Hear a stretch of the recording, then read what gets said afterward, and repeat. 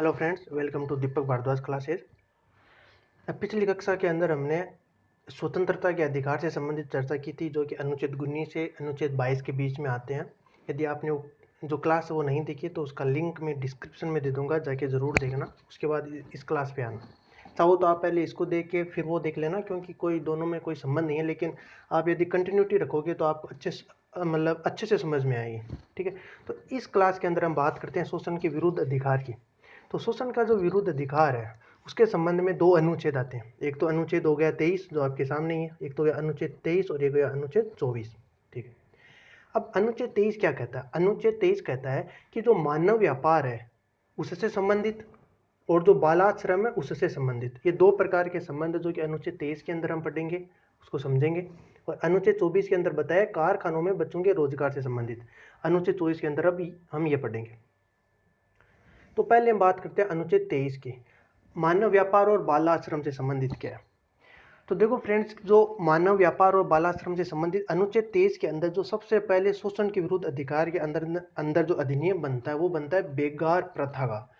अब क्वेश्चन आता है कि सर बेगार प्रथा क्या है? तो बेगार प्रथा का अर्थ यह है कि यदि हम किसी को अपने घर पर काम करने के लिए रखते हैं, ठीक है, और उसको हम क्या करते हैं, रोजगार नहीं दे रहे हैं, वो जो काम कर रहा है उसके उपलक्ष्य में या उसके लिए उसको हम रोजगार न देकर सिर्फ 2 टाइम का खाना दे देते हैं, तो ये एक तरह की बेगार प्रथा होगी, जिसको हम दास प्रथा भी बोलते हैं।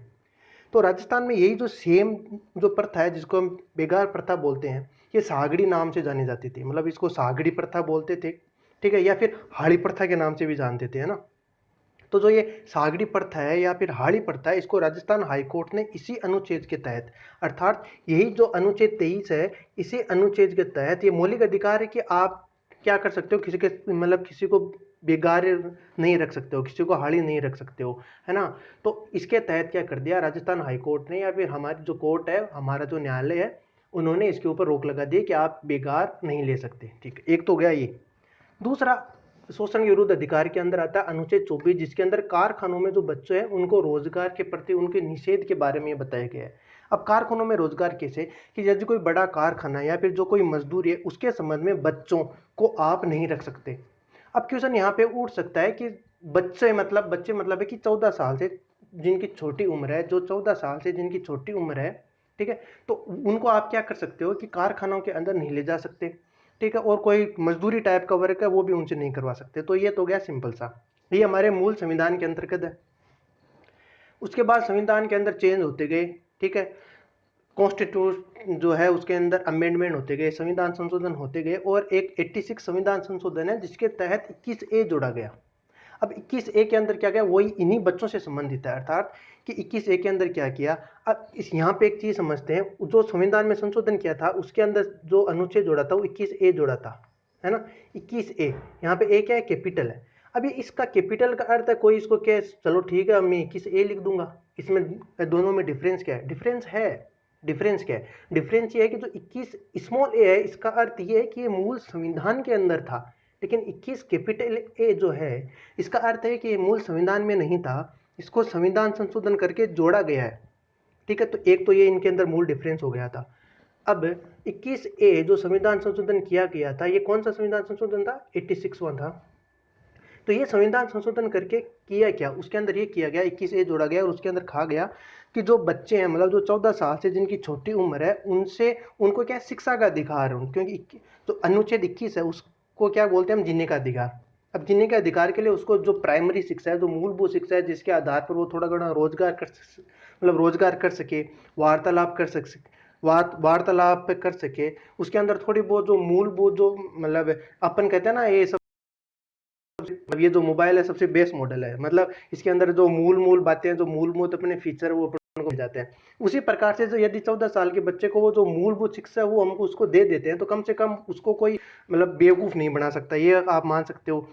वैसे तो 14 साल जो मतलब शिक्षा होती है वो कम ही होती है, लेकिन कम से कम 14 साल तक तो उनको शिक्षा दो। मतलब 14 साल के शिक्षा देने के बाद आप, यदि आपके जो पारिवारिक स्थिति वो थोड़ी डाउन डोल है, कमजोर है, तो आप थोड़ा मतलब उसे काम में करवा सकते हो, क्योंकि ऐसी बहुत सी जो फैमिली होती है वो ये अफोर्ड नहीं कर सकते, है ना। तो मतलब 14 साल तक आप उनको शिक्षा दो, तो ये उनका मतलब प्राइम अधिकार है और ये जीने के अधिकार के अंतर्गत आता है, इसलिए इसको अनुच्छेद 21 के अंदर डाला गया था। तो ये तो गया यहाँ से पहला पॉइंट, ठीक है, 21A।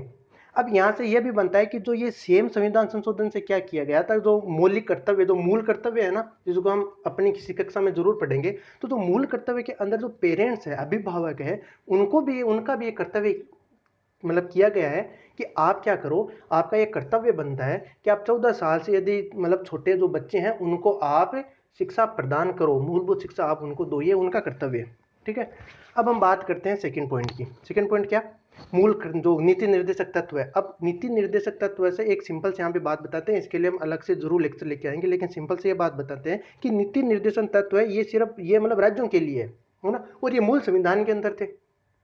मूल कर्तव्य मूल संविधान के अंदर नहीं थे, इनको जोड़ा गया है संविधान संशोधन के द्वारा। लेकिन जो नीति निर्देशक तत्व है, जिनको अपन डीपीएस भी बोलते हैं, ये संविधान के अंदर ही थे, और इनके अंदर राज्यों को ये एक निर्देश दिया कि आप क्या करो, आपका भी कर्तव्य बनता है कि आप बच्चों के भरण पोषण का, उनके थोड़े बहुत पौष्टिक आहार का, इनका ध्यान रखो, उनकी जो मूलभूत शिक्षा होती है वो शिक्षा का भी आप ध्यान रखो। ये जो सारी बातें हैं ये मूल कर्तव्य के अंदर नीति निर्देशक तत्व के अंतर्गत आती है। ठीक है, यहाँ से ये बनता है। तो आप देखते हो ना, जो स्कूल के अंदर जो भोजन चलता है, मतलब दाल बाटी जो भी चलता है, चावल, तो पहले अपने टाइम में मतलब बहुत साल पहले घुघरी टाइप चलती थी, है ना, आप तो जानते होंगे, जो गांव की स्कूल में पढ़ा हुआ है गवर्नमेंट स्कूल, वो जरूर ये सब समझ जाएगा घुघरी का अर्थ क्या है।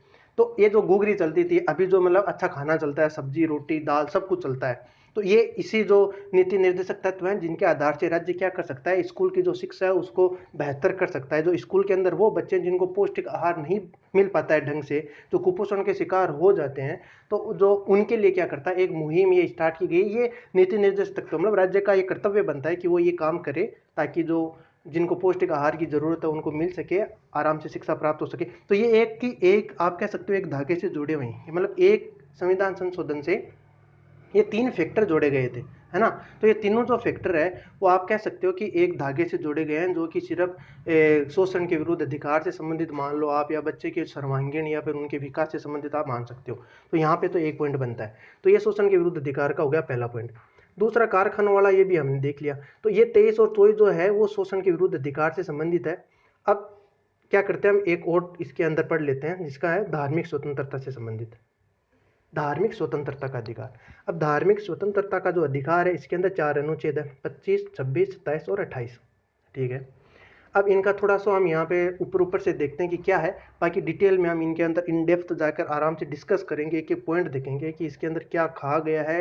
यदि देखो, आपने यदि एक बार समझ लिया ना ये पॉलिटी संविधान, इस चीज़ को आपने एक बार समझ लिया, उसके बाद मान लो कि आप किसी कारण वजह से आप रिवीजन नहीं कर पा जाते हो, रिवीजन नहीं कर पाते हो, कुछ भी हो, तो आप थोड़ा बहुत तो भूलोगे, तो मतलब ह्यूमन नेचर, आप थोड़ा बहुत भूल जाओगे, क्योंकि यदि कोई चीज़ साइकिल में नहीं रहेगी तो आप मतलब ज़रूर से भूल जाओगे। लेकिन यहाँ पे फैक्ट क्या है, फैक्ट ये है कि यदि आपने कोई चीज़ अच्छे से समझ ली है ढंग से, तो वो क्या करती है, आपके सबकॉन्शियस माइंड में कहीं ना कहीं घूमती रहती है। तो आप जब भी वापस उसको रिवाइज करोगे, है ना, तो जो आपने कॉन्सेप्ट तैयार किया है, तो वो आपका कॉन्सेप्ट सबकॉन्शियस माइंड के अंदर रोल करेगा, मतलब एक तरीके से भूमिका निभाएगा। तो उससे क्या होगा कि आपको, जैसे आप बुक्स के अंदर जो आप नोट्स बना रहे हो, नोट्स तो बना रहे हो ना, तो जो आप नोट्स बना रहे हो, तो उन नोट्स को देखते ही आपको जो अभी आप समझ रहे हो, तो वो आपके सबकॉन्शियस माइंड में घूमेगा, जिससे से क्या होगा, आपका जल्दी से पकड़ में आ जाएगा और रिवीजन बहुत ही ज़्यादा फास्ट से होने वाला है। तो हम क्या करेंगे, इसी तरीके से समझते समझते पढ़ेंगे। पहले इनका ऊपर का ओवरव्यू देख लेते हैं। अनुच्छेद 25 में अंतःकरण, इसको भी देखेंगे। धर्म के प्रकटन, अभ्यास एवं प्रचार प्रसार की स्वतंत्रता, ये तो गया अनुच्छेद 25। अनुच्छेद 26 में क्या लिखा है, धार्मिक मामलों से संबंधित है अनुच्छेद 26, है ना। वैसे तो सारे हैं, लेकिन कौन से धार्मिक मामले होंगे, उनका मतलब क्या आपको प्रबंध क्या करना है, धार्मिक मामलों का क्या आप मतलब आपको प्रबंध क्या करना है, उसके बारे में अपन देखेंगे। अनुच्छेद 27 में बताया है कि जो कर जो संबंधित है ना, भुगतान कैसे करने हैं आपको, मतलब कर आपके ऊपर लगेगा कि नहीं लगेगा, लगेगा तो किन पे लगेगा, मतलब कैसे लगेगा, वो सारी बातें वो अनुच्छेद 27 में देखेंगे। और अनुच्छेद 28 में अपन कुछ शैक्षणिक जो संस्थानें हैं उनके प्रति कुछ निर्देश दिए गए हैं कि आपको क्या करना है, क्या नहीं करना है, किस प्रकार से आपको स्टडी करनी है, धर्म से संबंधित, है ना, क्योंकि अपन ये धर्म का देख रहे हैं, तो धर्म से संबंधित क्या स्टडी करनी है उसके बारे में हम इसके अंदर देखेंगे। तो सबसे पहले बात करते हैं हम अनुच्छेद 25 की, है ना, अनुच्छेद 25 की बात करते हैं। अब इसके अंदर क्या कहा गया है कि अंतःकरण के संबंधित कहा गया है ना, इसके अंदर कहा। तो फ्रेंड्स अब बात करते हैं पहला अनुच्छेद, अनुच्छेद 25 की, जो ये धार्मिक के अंतर्गत आता है। तो इसके बारे में हम डिटेल में डिस्कस करते हैं। अब अंतःकरण की स्वतंत्रता, मतलब इसके अंदर अंतःकरण की स्वतंत्रता दी गई। अंतःकरण कैसे? अंतःकरण मतलब है कि आप अपने स्वयं विवेक से, आप अपने विवेक से डिसाइड कर सकते हो कि आपको कौन सा धर्म जो है उसका पालन करना है, कौन से धर्म के अनुरूप आपको व्यवहार करना है, पहला पॉइंट। दूसरा पॉइंट ये कहा गया है कि आप जिस धर्म को मानते हो, है ना, तो उस धर्म के अनुरूप, उस धर्म में जो जो आपको नियम बताए गए हैं, जो जो आपको व्यवस्था बताई गई है ना, या उसके अनुरूप आप क्या कर सकते हो, व्यवहार कर सकते हो, है ना, उसके अनुरूप आप व्यवहार कर सकते हो। तो ये है अंतःकरण। अंतःकरण मतलब आप अपने मन से, आप अपनी सूझबूझ से, आप अपने स्वयं विवेक से जो निर्णय लेते हो, वो उसकी आपको स्वतंत्रता मिली हुई है अनुच्छेद 25 के तहत। ठीक है। अब यहाँ पे पॉइंट आता है, जो मैंने कहा था कि अनुच्छेद 19 के टाइम आपको कहा था कि 19 जो 25 का अनुच्छेद आएगा उसके अंदर भी हम इसके बारे में बात करेंगे, तो वो हम बात करते हैं। सिख धर्म, सबसे पहले पॉइंट बात करते हैं सिख धर्म की। तो सिख धर्म में क्या होता है कि देखो पहले बात करते हैं अनुच्छेद 19 के अंदर वो क्या बात थी। अनुच्छेद 19 में एक लाइन आती है स्वतंत्रता के अंदर कि आप क्या कर सकते हो, संघ बना सकते हो, ठीक है, लेकिन उस संघ को आप शांति रखनी होगी, आपको उसके अंदर आपको हिंसा नहीं करनी है, शांति बनाए रखनी है, और आप अस्त्र शस्त्रों का प्रयोग नहीं कर सकते हो, ठीक है। अब जो सिख धर्म है इसके अंदर क्या होता है कि एक कटार यूज करते हो, है ना, यहाँ पे कटार पहनते हैं।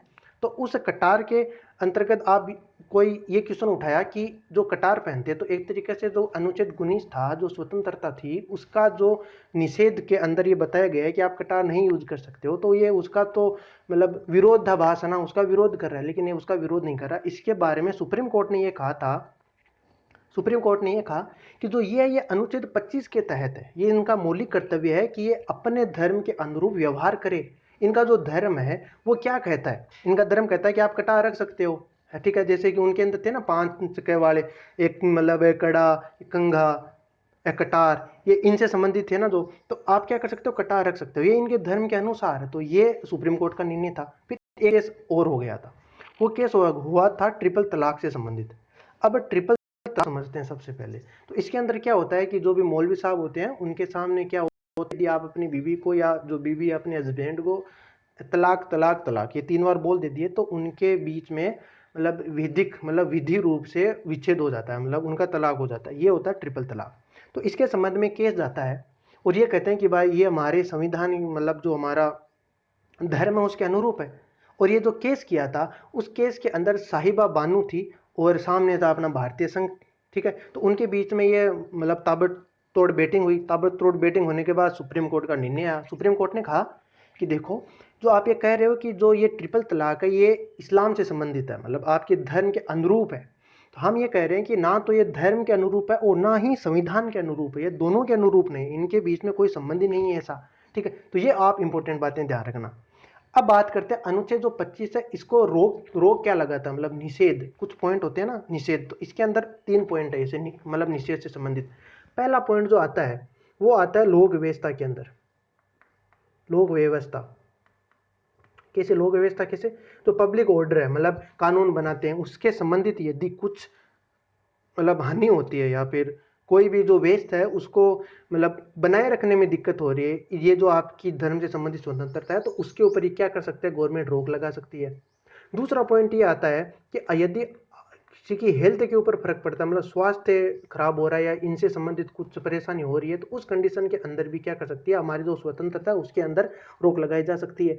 और तीसरा पॉइंट जो आता है वो आता है सदाचार संबंधित, मोलारिटी, है ना, सदाचार। एक तो हो गया पब्लिक ऑर्डर, एक हो गया मोलारिटी, एक हो गया हेल्थ। इन तीनों पॉइंट्स से संबंधित यदि कोई काम आता है, यदि कोई स्थिति क्रिएट हो जाती है, तो क्या हो जाता है, तो हमारा जो धर्म से संबंधित है ये थोड़ा सा मतलब डाउनग्रेड चला जाता है, ये आप ध्यान रखना, ठीक है। अब एक पॉइंट आता है धर्म परिवर्तन से संबंधित। क्या धर्म परिवर्तन की स्वतंत्रता देता है अनुच्छेद 25? तो धर्म परिवर्तन की स्वतंत्रता अनुच्छेद 25 देता है, लेकिन कुछ शर्त है। कैसी शर्त है? यदि आप धर्म का परिवर्तन किसी के दबाव में कर रहे हो, है ना, तो आपको धर्म के परिवर्तन की नहीं है। अब देखो, आप इतिहास उठा के देखो, मुगल सम्राट जो था, आपको पता ही है मैं किसकी बात करने वाला हूँ। तो मुगल सम्राट जो औरंगजेब था, उन्होंने क्या किया था, उन्होंने जो धर्म से संबंधित मतलब हिंदू धर्म के जो मंदिर थे वो तोड़ दिए थे, मूर्तियां नष्ट करने की कोशिश की थी, और बहुत सारे लोगों को मार डाला था, क्योंकि उन्होंने अपना धर्म चेंज करके इस्लाम को कबूल नहीं किया था, उनको नहीं माना था। तो इससे संबंधित होते होते होते जब संविधान बना था, तब हमारे संविधान निर्माताओं के दिमाग में कहीं ना कहीं ये चीज़ थी कि यार ऐसा हो सकता है कहीं बाद में ना हो जाए, तो उनको धर्म से संबंधित ये स्वतंत्रता मिलनी चाहिए। उससे ये क्रिएट हुआ है कि आप जबरदस्ती किसी से धर्म का परिवर्तन नहीं करवा सकते हो, पहला पॉइंट। दूसरा पॉइंट, यदि आप कोई लाभ देख रहे हो, मतलब धर्म के परिवर्तन में यदि आप कोई लाभ देख रहे हो, ऐसी कुछ आपकी मंशा है, तब भी आप क्या कर सकते हो, धर्म का परिवर्तन नहीं कर सकते हो। तो दूसरा पॉइंट ये हो गया ये। अब एक हिंदू धर्म के ऊपर ये बहुत ही व्यापक बात कही गई हुई है। कैसे हिंदू धर्म के ऊपर कैसी व्यापक बात कही हुई है? उन्होंने कहा है कि जो हिंदू धर्म है ना, उनके जो भी मतलब मंदिर है, कोई भी उनकी जो है वो सारी क्या है, वो सबके लिए खुली है। मतलब वो एक तरह से सार्वजनिक, वो जो भी धर्म है उनके लिए, सबके लिए वो बनी हुई है, वो सबके लिए बनी हुई है। अब यहाँ पे बात आते हैं हिंदू धर्म शब्द को बाकायदा बहुत ही अच्छी तरीके से परिभाषित किया गया है संविधान के अंदर। संविधान में कहा गया है कि कोई भी धर्म होता है, हिंदू मतलब बौद्ध धर्म मान लो, एग्जाम्पल देता हूँ, बौद्ध धर्म मान लो, जैन धर्म है, सिख धर्म है, इस्लाम है, ये सारे धर्म, जितने भी धर्म है, सारे धर्म हिंदू धर्म ही है, हिंदू धर्म के अंतर्गत आते हैं। इसलिए आप मंदिर में जाओ, हिंदू धर्म का कोई भी मंदिर है, वो सबके लिए समान, क्योंकि हिंदू धर्म सारे हिंदू धर्म है, सब कुछ हिंदू है ना।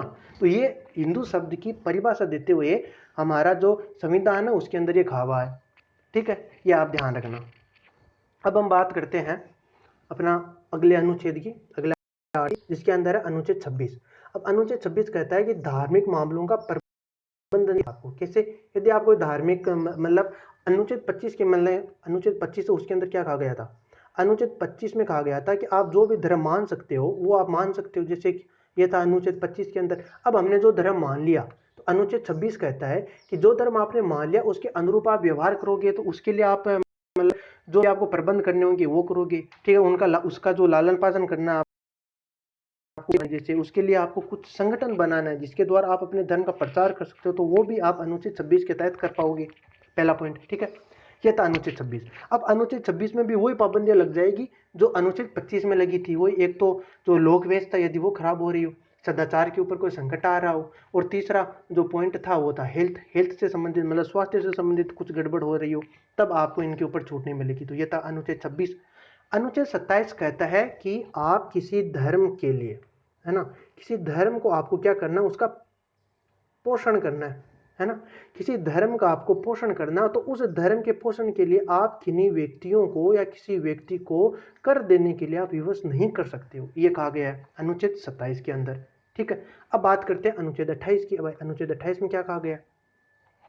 अनुच्छेद 28 में यह कहा गया है कि यदि कोई भी राज्य है, राज्य के अंतर्गत कोई भी संस्थान आते, अब जो ये राज्य शब्द है इसको बहुत ही अच्छे से डिफाइन किया गया है। जो मौलिक अधिकार की जो मैंने पहली जो क्लास ली थी उसके अंदर मैंने राज्य को बहुत ही अच्छी तरीके से डिफाइन किया है। यदि आप राज्य शब्द को समझना है कि ये राज्य जो है वो राजस्थान, जो तमिलनाडु, जो हमारी स्टेट्स हैं, इनके अंतर्गत आता है, मतलब आता किसके अंदर अंतर्गत है, राज्य का शाब्दिक अर्थ क्या है, यदि आपको यह समझना हो तो आप फर्स्ट क्लास देखना, जो अनुच्छेद 12 है उसके अंदर राज्य को डिफाइन किया गया है, और इसकी क्लास के अंदर हमने अच्छे से समझा है कि अनुच्छेद 12 के अंदर कहा क्या गया है, जो राज्य है उसकी डेफिनेशन क्या दी गई है वो हमने अच्छे से समझा है, तो आप जाके देखना।